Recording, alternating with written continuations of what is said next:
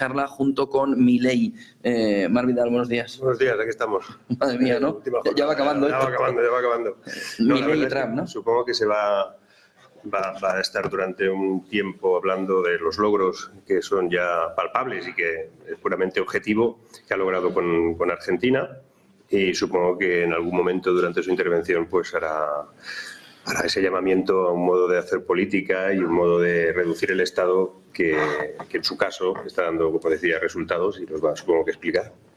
Están presentando este panel, están presentando esta primera o esta charla más importante del día. Sin ningún lugar a dudas va a ser una de las claves fundamentales para entender en este foro económico. Hay 2 asientos, sobre todo para Milei, pero todo parece indicar que Rutte va a estar también con él en este mensaje que quiere lanzar al foro económico de Davos. El año pasado el foro económico recibió la visita por primera vez de Milei ya como presidente y fue un seísmo, por lo que se espera que hoy el rugido, ¿no, del león resuene, ¿no? Esta mañana se ha abierto la ventana y se escuchaba. Aquí en Davos se escuchaba. De hecho, ya durante el día de ayer, prácticamente a partir de que acabó Lagarde y poco más, todo empezó a enfocarse a ver qué nos cuenta mañana Milei, a ver qué dice mañana Milei, y todo el mundo. Realmente la sala hoy sí que está llena. También ayer, cuando comentábamos la escasa asistencia a la conferencia de Sánchez, es cierto que normalmente... Bueno, ya están ahí. Ahí está Milei. Vamos a escuchar la sala para no perdernos si ruge o si no ruge el león. Vámonos a Davos, o vamos a la sala central de Davos.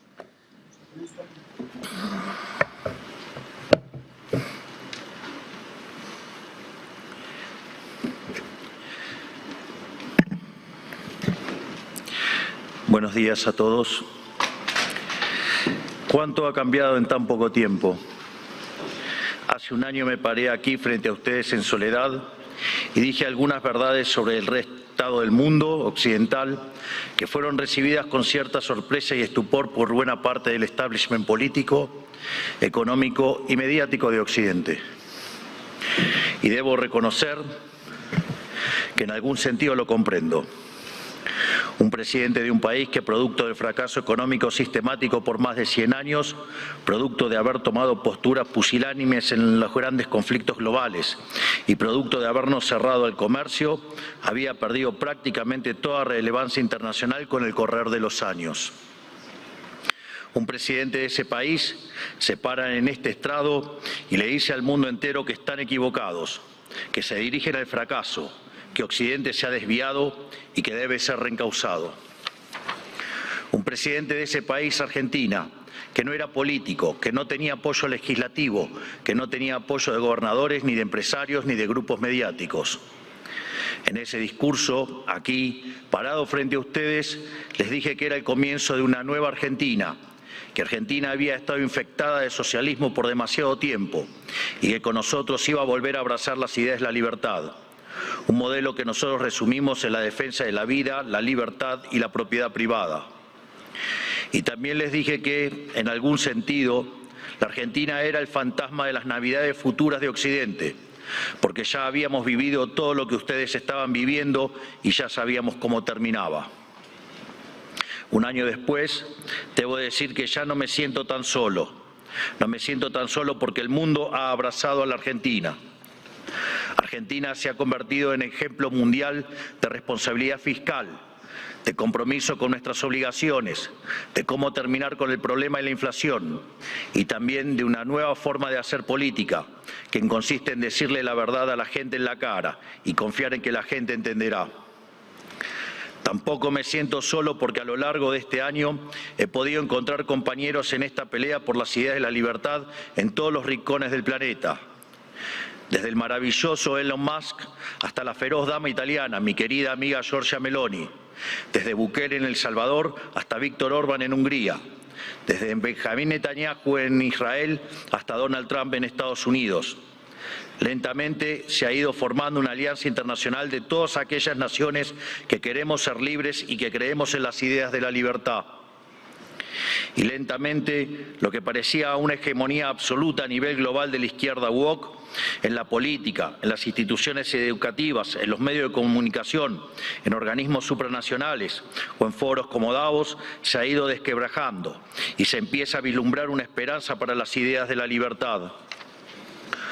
Hoy vengo aquí a decirles que nuestra batalla no está ganada, que si bien la esperanza ha renacido, es nuestro deber moral y nuestra responsabilidad histórica desmantelar el edificio ideológico del wokismo enfermizo. Hasta que no hayamos logrado reconstruir nuestra catedral histórica, hasta que no logremos que la mayoría de los países de Occidente vuelvan a abrazar las ideas de la libertad, hasta que nuestras ideas no sean la moneda común de los pasillos de eventos como este, no podremos bajar los brazos. Porque, debo decir, foros como este han sido protagonistas y promotores de la agenda siniestra del wokismo que tanto daño le está haciendo a Occidente. Si queremos cambiar, si queremos verdaderamente defender los derechos de los ciudadanos, primero tenemos que empezar por decirles la verdad. Y la verdad es que hay algo profundamente equivocado en las ideas que se han estado promoviendo desde foros como este. Y me gustaría tomarme unos minutos desde este día para discutir algunas de ellas. Hoy, pocas personas niegan que soplan vientos de cambio en Occidente. Están quienes se resisten al cambio. Están quienes lo aceptan a regañadientes, pero lo aceptan al fin. Están los nuevos conversos, que parecen cuando lo ven como inevitable. Y por último, estamos quienes hemos luchado toda una vida por su advenimiento. Cada uno de ustedes sabrá en qué grupo se reconoce. Seguramente haya un poco de cada uno en este auditorio, pero todos reconocerán seguramente que el tiempo de cambio está tocando la puerta. Los momentos de cambio histórico tienen una particularidad. Son tiempos donde las fórmulas que estuvieron vigentes por décadas se agotan. Las maneras consideradas únicas de hacer las cosas dejan de tener sentido. Y lo que para muchos eran verdades incuestionables son finalmente puestas en duda. Son momentos donde las reglas se reescriben y por eso son tiempos que recompensan a quienes tienen el coraje para tomar riesgos. Pero buena parte del mundo libre aún prefiere el confort de lo conocido, aunque sea el camino equivocado, e insiste en aplicar las recetas del fracaso. Y el gran yunque que aparece como denominador común en los países e instituciones que están fracasando es el virus mental de la ideología woke. Esta es la gran epidemia de nuestra época que debe ser curada. Es el cáncer que hay que extirpar. Esta ideología ha colonizado las instituciones más importantes del mundo, desde los partidos y estados de los países libres de Occidente, hasta las organizaciones de gobernanza global, pasando por instituciones no gubernamentales, universidades y medios de comunicación, como también ha marcado el pulso de la conversación global durante las últimas décadas. Hasta que no saquemos esta ideología aberrante de nuestra cultura, nuestras instituciones y nuestras leyes, la civilización occidental e incluso la especie humana no logrará retornar la senda del progreso que demanda nuestro espíritu pionero. Es indispensable romper estas cadenas ideológicas si queremos dar un paso a una nueva era dorada. Por eso, hoy quiero dedicarle unos minutos a destruir esas cadenas. Pero primero hablemos de aquello por lo que estamos luchando. Occidente representa el pico de la especie humana, la tierra fértil de su herencia grecorromana y sus valores judeocristianos se plantaron las semillas de algo inédito en la historia. Tras imponerse de manera definitiva sobre el absolutismo, el liberalismo inauguró una nueva era en la existencia humana. Dentro de ese nuevo marco moral y filosófico que ponía la libertad individual por encima del capricho del tirano, Occidente pudo dar rienda suelta a la capacidad creativa del hombre, dando inicio a un proceso de generación de riqueza nunca antes visto. Los datos hablan por sí solos. Hasta el año 1800 el PBI per cápita del mundo se mantuvo prácticamente constante. Sin embargo, a partir del siglo XIX y gracias a la revolución industrial, el PBI per cápita se multiplicó por 20, sacando de la pobreza al 90% de la población mundial, aun cuando la población se multiplicó por 8 veces. Esto solo fue posible gracias a una convergencia de valores fundamentales, el respeto a la vida, la libertad y la propiedad, que hicieron posible el libre comercio, la libertad de expresión, la libertad religiosa y el resto de los pilares de la civilización occidental. Sumado a esto, nuestro espíritu fáustico inventivo, explorador, pionero, que siempre está poniendo a prueba los límites de lo posible. Espíritu pionero que hoy se ve representado, entre otros, por mi querido amigo Elon Musk, que injustamente ha sido vilipendiado por el wokismo de las últimas horas por un inocente gesto que lo único que significa es su entusiasmo y gratitud con la gente. En resumen, Inventamos el capitalismo a base de ahorro, inversión, trabajo, reinversión y trabajo duro. Logramos que cada trabajador pudiera multiplicar por 10, por 100 o, por qué no, hasta por 1000 su productividad, venciendo así a la trampa malthusiana. Sin embargo, en algún momento del siglo XX perdimos el rumbo y los principios liberales que nos habían hecho libres y prósperos fueron traicionados. Una nueva clase política, amparada por ideologías de corte colectivistas y aprovechando momentos de crisis, ve una oportunidad perfecta para acumular poder. Toda la riqueza creada por el capitalismo hasta ese momento y en el futuro sería redistribuida bajo algún esquema de planificación centralizada, donde el puntapié inicial a un proceso cuyas nefastas consecuencias estamos padeciendo hoy mismo. Impulsando una agenda socialista, pero insidiosamente operando dentro del paradigma liberal, esta nueva clase política desvirtuó los valores del liberalismo. Así, reemplazaron libertad por liberación, utilizando el poder coercitivo del Estado para distribuir la riqueza creada por el capitalismo. Su justificación fue la siniestra, injusta y aberrante idea de la justicia social, complementada por entramados teóricos marxistas cuyo fin era liberar al individuo de sus necesidades. Y en el fondo de este nuevo esquema de valores, la premisa fundamental de la que igualdad ante la ley no es suficiente, ya que existen injusticias de bases ocultas que deben ser rectificadas, lo cual representa una mina de oro para burócratas con aspiraciones de omnipotencia. En esto consiste fundamentalmente el wokismo. Es el resultado de la inversión de los valores occidentales. Cada uno de los pilares de nuestra civilización fue cambiado por una versión distorsionada de sí mismo, mediante la introducción de diversos mecanismos de subversión cultural. De los derechos negativos a la vida, a la libertad y a la propiedad, pasamos a una cantidad artificialmente infinita de derechos positivos.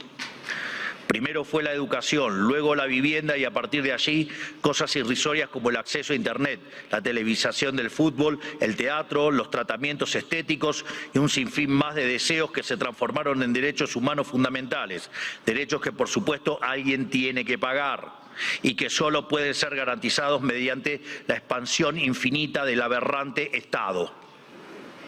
En otras palabras, del concepto de libertad como protección fundamental del individuo frente a la intervención del tirano, pasamos al concepto de liberación mediante la intervención del Estado.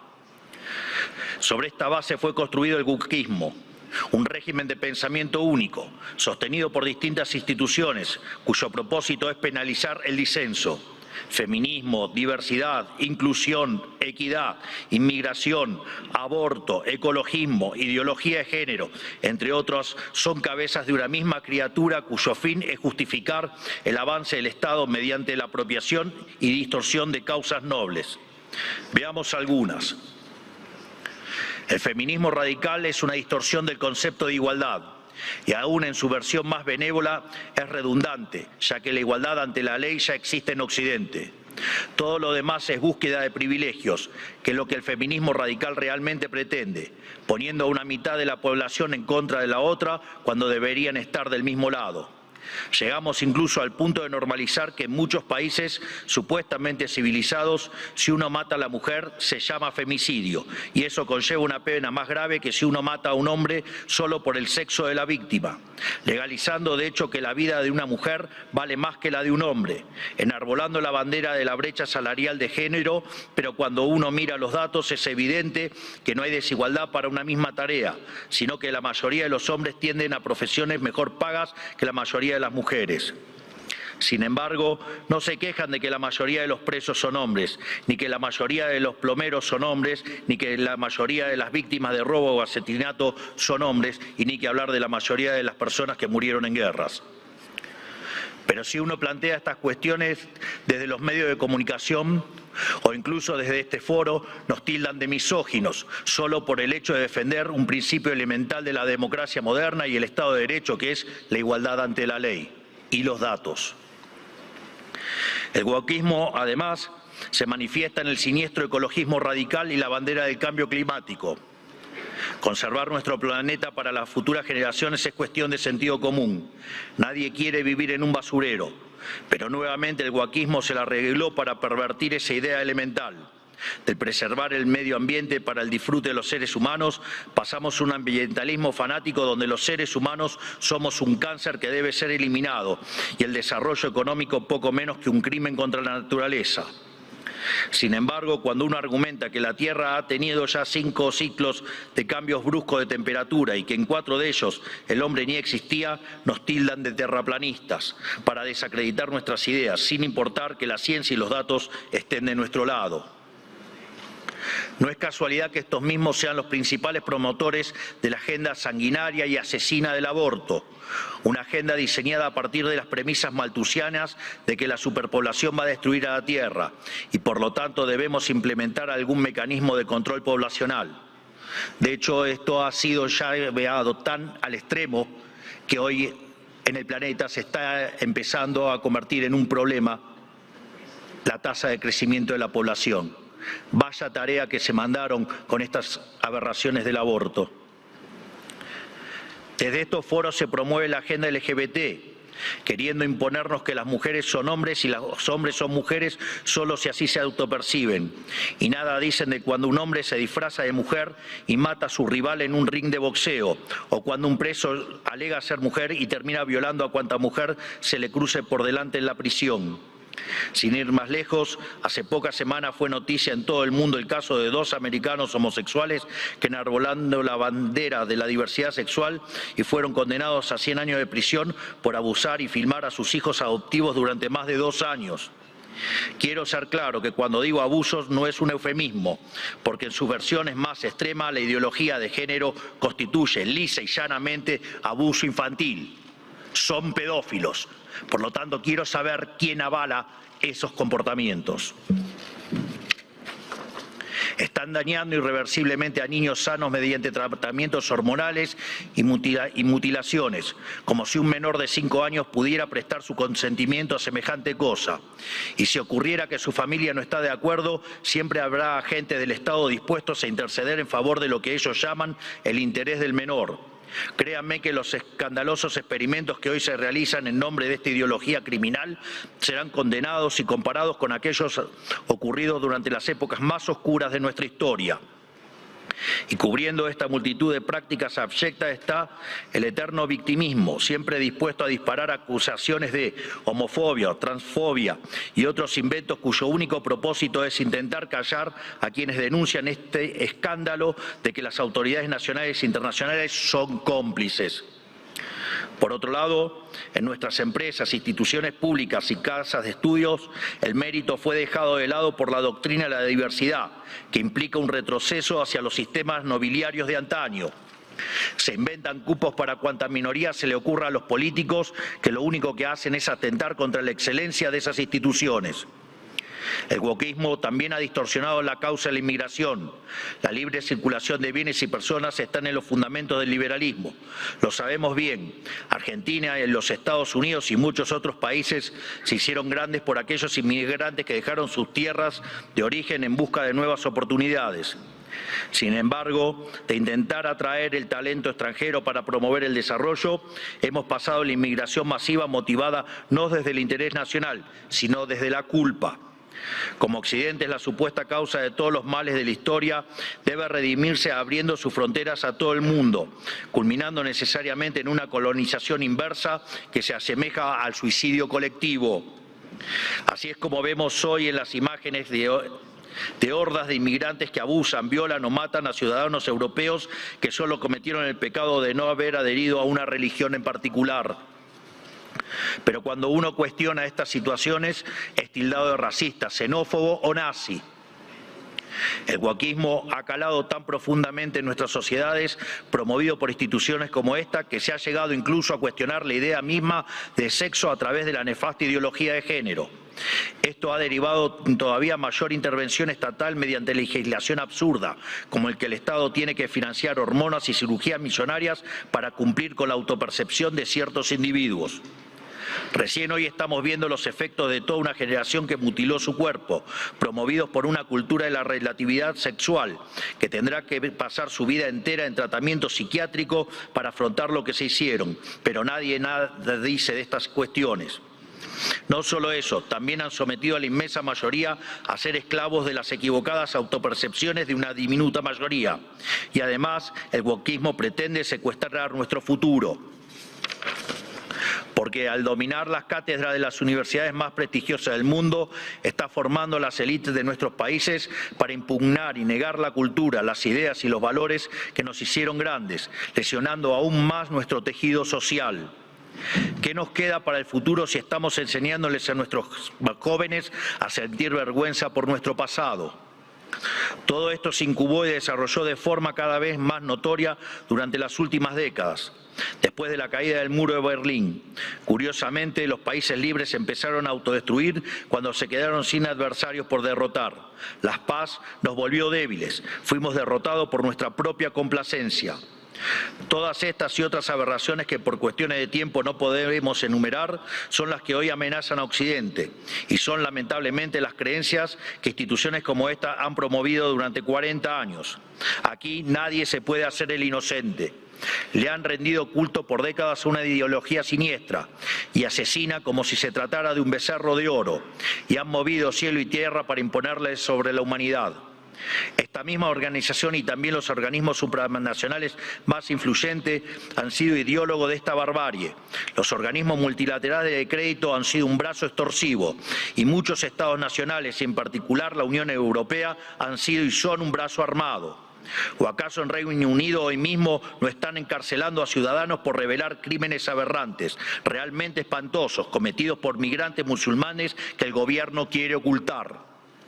¿O acaso los burócratas de Bruselas no suspendieron las elecciones de Rumania simplemente porque no les gustó qué partido había ganado? Frente a cada una de estas discusiones, el wokismo intenta desacreditar a quienes cuestionen estas cosas, primero etiquetándonos, para luego censurarnos. Si somos blancos, debe ser racista. Si sos hombre, debes ser misógino o miembro del patriarcado. Si sos rico, debes ser un cruel capitalista. Si sos heterosexual, debes ser heteronormativo, homofóbico o transfóbico. Para cada cuestionamiento tienen una etiqueta que luego intentan censurar por vías de facto o de jure. Porque debajo del discurso de la diversidad y de la democracia y de la tolerancia que dicen esgrimir, lo que en verdad se esconde es el deseo manifiesto de destruir la disonancia, la crítica y, en esencia, la libertad para seguir sosteniendo un modelo del cual ellos son los principales beneficiarios. ¿O acaso no escuchamos estos días cómo ciertas autoridades europeas importantes, bastante rojitas, por decirlo de alguna manera, digamos, llaman abiertamente a la censura, o que en realidad no hay censura, pero sí hay que callar a los que piensan distinto a la ideología woke? ¿Y qué clase de sociedad puede resultar del wokismo? Una sociedad que reemplazó el libre intercambio de bienes y servicios por la distribución arbitraria de la riqueza a punta de pistola, reemplazó las comunidades libres por la colectivización forzada, reemplazó el caos creativo del mercado por el orden estéril y esclerótico del socialismo. Una sociedad llena de resentimiento, donde hay solo dos tipos de personas: quienes son pagadores netos de impuestos por un lado y quienes son beneficiarios del Estado por otro. Y no me refiero con esto a quienes reciben asistencia social porque no tienen para comer. Hablo de las corporaciones privilegiadas, hablo de los banqueros que fueron rescatados en la crisis subprime, de la mayoría de los medios de comunicación, de los centros de adoctrinamiento disfrazados de universidades, de la burocracia estatal, de los sindicatos, de las organizaciones sociales, de las empresas prebendarias del Estado y de todos los sectores que viven de los impuestos que pagan los que trabajan. Hablo del mundo que describe Ayn Rand en La rebelión de Atlas, que lamentablemente se ha materializado. Un esquema donde el gran ganador es la clase política, que se convierte a su vez en árbitro y parte interesada de esta repartija. Lo repito, la clase política es árbitro y parte interesada en esta repartija. Y como siempre, el que reparte se lleva la mejor parte, donde por debajo de diferencias cosméticas entre los distintos partidos se comparten intereses, socios, arreglos y un compromiso inalterable con que nada cambie, porque eso los llamó a todos ellos el partido del Estado. Un sistema que se esconde detrás de discursos bien pensantes donde, según ellos, el mercado falla y son ellos los encargados de solucionar dichas fallas con regulaciones, fuerza y burocracia. Pero no existen las fallas de mercado, lo repito nuevamente, no existen las fallas de mercado. Dado que el mercado es un mecanismo de cooperación social donde se intercambian voluntariamente derechos de propiedad. Las supuestas fallas de mercado son una contradicción en sus propios términos. Lo único que genera esa intervención son nuevas distorsiones en el sistema de precios, lo que a su vez entorpece el cálculo económico, el ahorro y la inversión y por ende a la postre terminan generando más pobreza o una maraña inmunda de regulaciones, por ejemplo, como la que existe en Europa, matando el crecimiento económico. Como suelo decir en mis ponencias, si usted considera que existe una falla de mercado, vaya y revise si no está el Estado metido en el medio. Y si encuentra que no, haga de nuevo el análisis porque está mal. Por eso mismo, como el wokismo no es ni más ni menos que un plan sistemático del Partido del Estado para justificar la intervención estatal y el aumento del gasto público, esto quiere decir que nuestra primera cruzada, la más importante si queremos recuperar el occidente del progreso, si queremos construir una nueva época de oro, tiene que ser la reducción drástica del tamaño del Estado. No solo en cada uno de nuestros países, sino también la reducción drástica de todos los organismos supranacionales. Porque es la única forma de cortar de cuajo con este sistema perverso, drenándole los recursos, para devolver al pagador de impuestos lo que es suyo y terminar con la venta de favores. No hay mejor método que eliminar la burocracia estatal para que no exista la posibilidad de vender dichos favores. Las funciones del Estado deben limitarse nuevamente a la defensa del derecho a la vida, a la libertad y a la propiedad. Cualquier otra función que el Estado se arrogue será en detrimento de su tarea fundamental y culminará inexorablemente en el leviatán omnipresente que hoy todos padecemos. Hoy asistimos a un agotamiento global de este sistema que nos dominó las últimas décadas.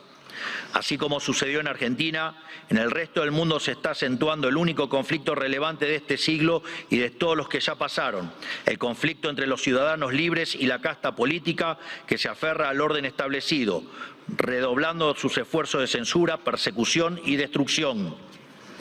Por fortuna, en todo el mundo libre hay una mayoría silenciada que se está organizando y en todos los rincones de nuestro hemisferio resuena el eco de este grito de libertad.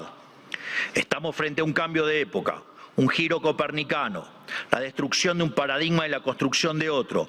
Y si las instituciones influencian global como esta casa quiere pasar de página y participar de buena fe de este nuevo paradigma, tendrá que hacerse responsable del papel que jugaron en estas últimas décadas y reconocer ante la sociedad el mea culpa que se les reclama. Para cerrar, quiero hablarle directamente a los líderes del mundo, a todos aquellos que conducen tantos estados nacionales como grandes grupos económicos y organismos internacionales, tanto los aquí presentes como los que no están escuchando desde sus casas. Las fórmulas políticas de las últimas décadas que he expuesto en este discurso han fracasado y están colapsando sobre sí mismas. Eso quiere decir que pensar como piensan todos, leer lo que leen todos, decir lo que dicen todos, solo puede conducir al error, aunque aún haya muchos que persistan en caminar hacia el precipicio. El guión de los últimos 40 años se ha agotado y cuando un sistema se agota, la historia se abre. Por eso, a todos los líderes globales les digo, es momento de salir de ese guión, es momento de ser audaces, es momento de animarse a pensar y de animarse a escribir versos propios. Porque cuando las ideas y los textos del presente dicen todo lo mismo y dicen cosas equivocadas, ser valiente consiste justamente en ser extemporáneo. Consiste en volver hacia atrás, en no dejarse encandilar por los pasajeros perdiendo de vista lo universal. Consiste en recuperar verdades que para nuestros antecedentes eran obvias y que están en la base del éxito civilizatorio que ha sido Occidente, pero que el régimen del pensamiento único de las últimas décadas persiguió como si fueran herejías. Como dijo alguna vez Churchill, cuanto más para atrás miremos, más lejos podremos ver hacia adelante. Es decir, tenemos que reencontrarnos con verdades olvidadas de nuestro pasado para desatar el nudo del presente y dar el próximo paso adelante como civilización hacia el futuro. ¿Y qué veo cuando miro para atrás?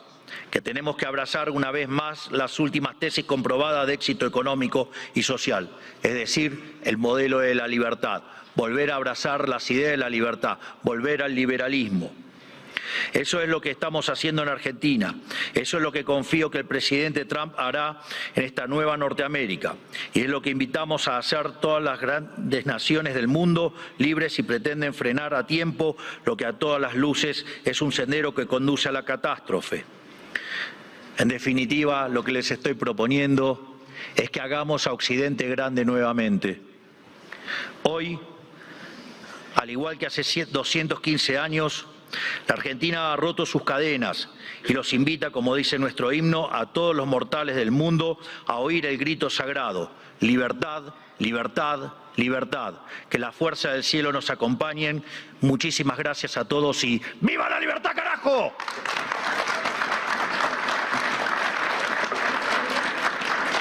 Muchas gracias, presidente. Como usted sabe, presidente, y como todos saben, esta es una plataforma abierta, libre, y agradecemos. Pues con la mano abierta, con la mano abierta les ha dado a todos. La verdad es que he hablado un poco de economía, he hablado mucho de eso que hablamos contra antes, ¿no? revolución, que es la batalla cultural. A ver qué dice. Parece que ni la entrevista, no. Lo invita a irse. Lo invito, no hay tertulia, parece, o subirá ahora Rute, porque lo extraño de esta charla es que dice Milei Rute, ¿no? Nada, se va. Dice Milei Rute y es la primera charla en la que no hay preguntas. Sí, han preferido no sentarme a preguntarle demasiado. No se han atrevido. Hay que destacar una parte de la charla, ¿no? En la que dice de una manera muy clara Milei, ¿no? Que foros como este han sido los promotores de la agenda siniestra del wokismo, que la batalla no está ganada y hay que desmantelar el edificio ideológico del wokismo enfermizo. Además, Les ha dado, como tú dices, además, a mano abierta a todos, ¿no? Lo ha dicho además varias veces, foros como este. O sea, jamás alguien se subió ahí a insultarles en la cara y a decirles, pero no insultarles de cualquier manera, es que les ha insultado con herramientas, ¿no? Es decir, con pruebas. Ustedes son los que aquí hablaron de que la desinformación era un problema, cuando el problema es que ustedes quieren censurar. Ustedes son los que nos dijeron que no tendríamos nada y seríamos felices, cuando en realidad a lo que se referían es que iban a ser ustedes dueños de todo y nosotros usuarios del resto, ¿no? La potencia del mensaje de Milei vuelve a ser una salvajada. Sí. Es decir, cómo lo plantea, cómo lo argumenta, cómo contrapone la fotografía entre ese gran reseteo mundial, cuya sede es el Foro Económico Mundial, el Foro de Davos, y ese otro mundo que viene y que quiere contraponerla y quiere ganarla. Y yo creo que aciertan una cuestión que es clave. La batalla no está ganada. Y de ahí la pregunta también con esos tecnócratas que tampoco le gustan ahora a Sánchez. Ellos no están aquí para hacer la batalla cultural, están aquí para ganar dinero. De tal manera que si esto es solo un paréntesis... No, es que hay como una visión... No nos equivoquemos. Hay una visión enfermiza, que también la relata Milei, en todos los que ahora se sienten amenazados, ¿no? Por como dijo ayer, Sánchez le llamó tecnocasta. O sea, que es una manera como de decir, hay una élite tecnológica que nos van a gobernar ellos, están tomando decisiones. Hay como una obsesión enfermiza en el sentido de que estos están en contra, o sea, de que esos están en contra de la democracia y de ellos, ¿no? Y no están en contra de nada. O sea, lo que están es defendiendo unos valores. Probablemente algunos estaban contra la democracia y está, pero lo estaba antes. Digo, en el caso de que lo esté, lo que no ha pasado es cambiar. Es decir, lo que pasa es que antes le defendían a él, le defendían a esa clase. Pues han pasado 10 años teniendo trolls por todos lados y bots insultándonos a todos por todas partes. Y cerrando cuentas y baneando. Y verificando que lo que era verdad, ellos decían que era mentira, aunque 10 años después se ha demostrado que sea verdad, o 3 meses después, da igual. O sea, han pasado así un montón de años y ahora resulta que todo es un ataque a la democracia. Será su democracia. En todo caso, lo interesante, de verdad, es que alguien venga a este foro. Nosotros estamos aquí. Ha empezado a nevar cuando empezaba a hablar. Ha empezado que no había nevado de verdad, tiempos, bonito. La parte bonita de Davos ha empezado ahora. Pero que nosotros venimos aquí, explicamos lo que vemos, somos críticos, obviamente, con el foro y con lo que significa, con todo lo que ha comportado este foro y cómo ha marcado todo un planteamiento ideológico durante mucho tiempo que se ha acabado aplicando por estados, por la Unión Europea, que es su alumno más aventajado. Y que venga alguien aquí y que por fin les explique, escúchenme, esto no es así. Se están equivocando. Y sobre todo, lo ha dicho de una manera, como tú dices, muy interesante, es que la batalla no la hemos ganado todavía. A mí me parece el punto fundamental. Estén tranquilos. Yo llevo tiempo diciéndolo, que de verdad que eso de que viene un tsunami, que la ola, que se lo va a llevar todo por delante, que hay vientos nuevos, pero esos vientos aún no han conseguido cambiar todo un escenario. Ojo que en Europa se va a defender, y tú y yo lo comentábamos ayer cenando. Cuidado que cuando el animal está enfermo se revuelve, ¿sabes? Se revuelve con más riesgo, con más peligro, y esto no se va a quedar así. Esta gente se va a defender porque ahí están las élites. Bueno, aquí están, y esto no les ha sentado nada bien. Ayer ya estaban muy nerviosos por el tema Trump y hoy más por el tema Milei, y lo van a seguir estando, con lo cual ojito a las decisiones que tomen. Vamos a recuperar ese fragmento en el que Milei atacaba en la cara a los propios asistentes del foro de Davos, diciéndole que ellos eran parte de esa agenda siniestra, y planteaba además que la batalla no estaba terminada. Escuchen a Milei lo que decía hace unos minutos. Hoy vengo aquí a decirles que nuestra batalla no está ganada, que si bien la esperanza ha renacido, es nuestro deber moral y nuestra responsabilidad histórica desmantelar el edificio ideológico del wokismo enfermizo. Hasta que no hayamos logrado reconstruir nuestra catedral histórica, hasta que no logremos que la mayoría de los países de Occidente vuelvan a abrazar las ideas de la libertad, hasta que nuestras ideas no sean la moneda común de los pasillos de eventos como este, no podremos bajar los brazos. Porque, debo decir, foros como este han sido protagonistas y promotores de la agenda siniestra del wokismo que tanto daño le está haciendo a Occidente. Habría así.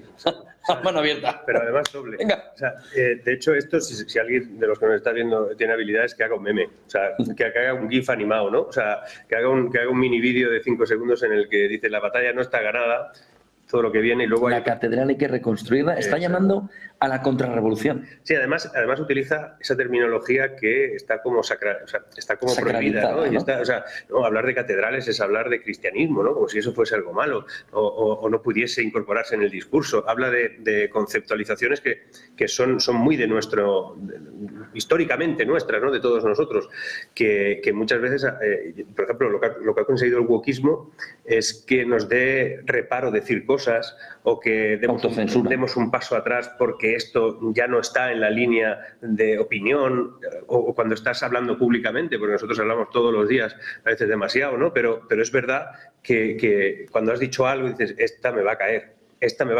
Y no has dicho nada extraño, ¿no? Como el otro decía, no, es que ahora ser radical es decir que hay más de dos sexos, ¿no? Ser radical es decir que solo hay dos sexos, ¿no? Decían, y dice: pues esto es una cosa que lo habíamos asumido ya de hace mucho tiempo, ¿no? Sí, pero es esa autocensura, ¿no? Que ese mundo woke, ese movimiento salido de las élites en la batalla cultural, ¿no? En el reseteo, en el control, porque al final ese reseteo económico también tenía esa parte tiene esa parte cultural a la hora de intentar ver cómo se puede controlar, porque al final, para controlar la manera de actuar de la gente, lo primero es controlarles a ellos. Si no, no vas a poder conseguir que actúen, que se comporten económicamente de esta o de otra manera. Es curioso. O sea, es curioso que estén todo el día, digamos, toda la parte frontal a este movimiento, ¿no? Que desde un punto de vista incluso histórico, o por lo menos de la reciente historia, lidera Milei, que es quien de los primeros que llegaron con el discurso más claro, ¿no? Y que sea o que todos los que están en contra de por ejemplo, Milei, todo lo que viene, que digan que son las grandes tecnológicas, los grandes gurús, los que están intentando controlar el mensaje, cuando realmente el mensaje procuraron controlarlo durante mucho tiempo, siguen controlándolo. Ojo con Europa, repito, Europa no está en esto. En Europa hay movimientos políticos que están intentando dar un cambio de aires, pero en Europa eso todavía, por mucho que se nos plantee y que incluso algunos lo pinten de colores, está muy lejos de que se acerque a nada como esto. Es decir, Europa tiene en el Europarlamento unas mayorías absolutamente tecnócratas, tienen un comisariado europeo que hace 2 días estaban votando por el chat control, es decir, estaban votando a favor, algunos que han ido diciendo por ahí que nunca lo harían, algunos que se sientan en el Parlamento Europeo y no tienen ni idea de que han votado eso, que es una cosa tristísima. Pero bueno, en todo caso, están votando a favor de que nuestros mensajes privados sean descifrados y puedan ser analizados. Eso es lo que está en Europa en estos momentos. O sea, tenemos ya donde mirarnos, pero que en Europa la guerra prácticamente ni ha empezado. Ese es el problema. Sí, la batalla cultural ahora mismo en Europa es el centro del lío, ¿no? Y además una cosa, yo decía que no he hablado mucho de economía, pero he hablado de Estado. Pero Meloni ha ganado. Es decir, hay distintos puntos que empiezan a cambiar también. Lo que pasa es que, obviamente. Mira lo que llevan los argentinos, hasta que ha llegado Milei. Han pasado el desierto. En lo que metemos eso. Lo que me temo que tenemos que pasar todavía parte. O sea, todavía ese desierto no lo hemos cruzado. No sé si hemos entrado en él o estamos en la mitad o estamos en la parte final, pero a Europa yo no la incluyo en ninguna tónica todavía, por mucho que Meloni gobierne en Italia. Recordemos que Meloni llegó con unos planteamientos que ahora está al 10%. Obviamente, mejor Meloni que otras cosas, ¿no? Seguramente, incluso los italianos, pues menos tecnocracia y más acción. Pero recordar cómo estamos aquí, bueno, aquí, allí, cómo están en el resto de países, cómo está Francia, como Alemania no, por mucho que asciendan otros grupos políticos, van a seguir teniendo un problema grave económico porque la cagaron antes, ¿eh? O sea, se metieron en el lío industrial recesivo en el que están ahora, ¿no? Y sobre todo por culpa de estos, ¿no? De los que están aquí. Sí. Que están hoy aquí, que les marcaron líneas que las copiaron a pies juntillas. Me llama la atención que no ha habido preguntas a Milei, pero bueno, a ver quién tenía las narices de hacerle las preguntas. Está hablando Rutte ya en la mesa siguiente alrededor de cómo, bueno,